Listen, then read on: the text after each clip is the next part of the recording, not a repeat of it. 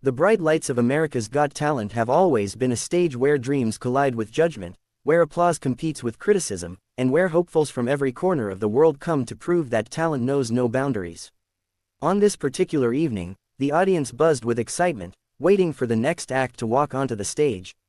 When the curtains parted and a small boy from the Philippines stepped forward, dressed in clothes that seemed far too worn for the grandeur of Hollywood, there was a brief hush followed by muffled laughter. His shirt was slightly torn at the seam, his shoes scuffed from years of use, and his oversized trousers seemed borrowed from someone much older.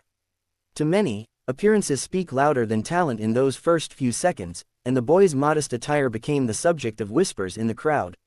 Some even leaned toward each other with amused smiles, assuming this performance would be another forgettable audition. But what no one in that vast theater knew was that behind those simple clothes lived a story carved from struggle, survival, and a voice powerful enough to pierce even the coldest of hearts. That moment, charged with prejudice and doubt, would soon transform into one of the most unforgettable nights in AGT history. As the boy adjusted the microphone with trembling hands, the judges studied him with curiosity. Simon Cowell leaned back, one eyebrow raised, clearly skeptical but intrigued. Sofia Vergara tilted her head with that familiar mix of warmth and doubt, while Heidi Klum gave him an encouraging smile. The boy introduced himself softly, his accent heavy, his voice shaking, not with lack of confidence, but with the weight of thousands of miles traveled, of sacrifices made just to stand there. He explained, almost apologetically, that he came from a small province in the Philippines, where his family barely had enough to eat, let alone afford performance clothes. His father worked long hours in construction, his mother sold vegetables at the market, and he sang in the streets and churches to help earn a little money. The audience, still half distracted by his ragged appearance, shifted uncomfortably in their seats. Some whispered again, but this time not with laughter. There was a subtle tone of guilt, of realization that maybe the child's story was not one to mock but to honor. And then, when the music began, the entire theater fell silent. The boy closed his eyes, clutched the microphone like it was his lifeline, and let out a note so pure, so heartbreaking, that the laughter vanished as if it had never existed. His voice, raw yet angelic, soared through the room like a prayer carried on the wind. The song he chose was not a pop hit or a trendy chart topper, it was an old ballad, one that spoke of longing, love, and loss, carrying echoes of generations before him. His voice rose with such sincerity that it felt less like a performance and more like a confession. The audience, moments earlier restless and distracted, now sat frozen, hanging on every note. Some leaned forward unconsciously, as though the sound itself pulled them closer.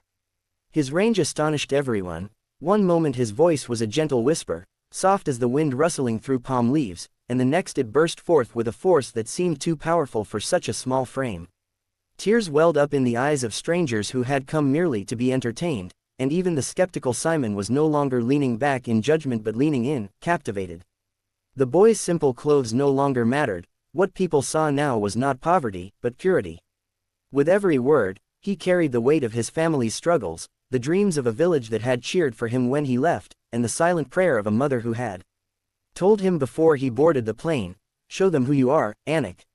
Your clothes do not define you, your voice does." And indeed, in that moment, his voice became the thread stitching together broken hearts in the room, reminding everyone that greatness often wears the humblest garments. As the final chorus rang out, the boy's body trembled, not from fear but from the sheer emotional force of what he was pouring into the song. His eyes glistened, though he refused to let the tears fall until the last note hung in the air like a fragile crystal, vibrating with both pain and beauty. The theater erupted in stunned silence, the kind that is louder than any applause, as if everyone needed a heartbeat to fully process what they had just experienced. Then, almost as though a dam had burst, the audience rose to their feet in a thunderous standing ovation. People clapped until their palms stung, some wiping away tears as they shouted encouragement. Heidi was the first to cover her mouth, visibly overwhelmed, while Sofia whispered, "Incredible," under her breath, shaking her head in disbelief. Howie Mandel leaned forward, his face soft with admiration, clearly moved beyond words. But it was Simon, the man known for his icy critiques, who revealed the most unexpected reaction.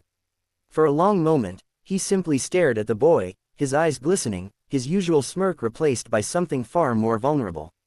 Finally, he stood up, pressing the golden buzzer with a force that seemed to echo the sentiment of everyone in the room. Golden confetti rained down like a shower of blessings, and the boy fell to his knees, clutching his face in disbelief.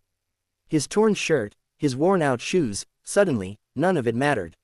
He was no longer the poor boy mocked for his appearance, he was a star who had conquered one of the toughest stages in the world with nothing but the truth in his voice.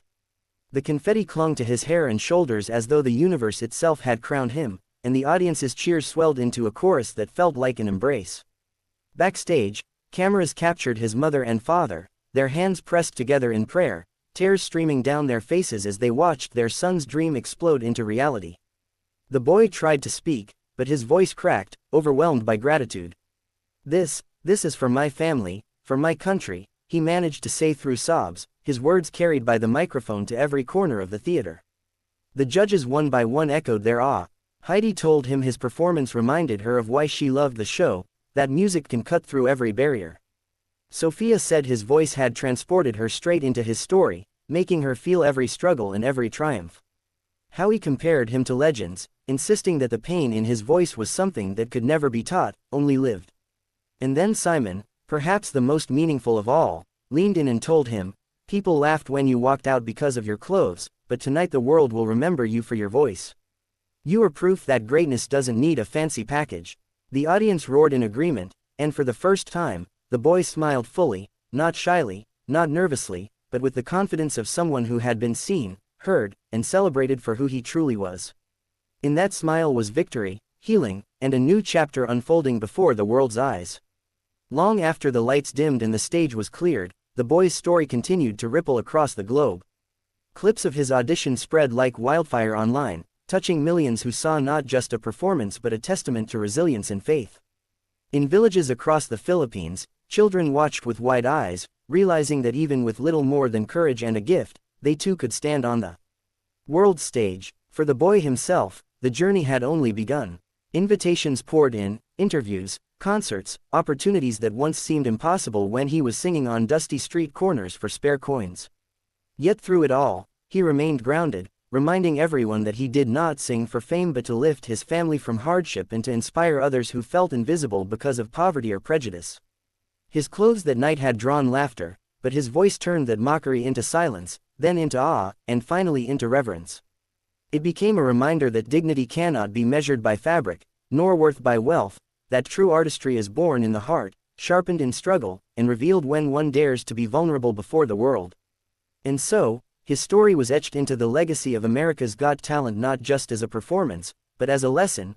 Never judge the dreamer by the clothes they wear, for sometimes the smallest, poorest figure on stage carries within them the richest treasure of all.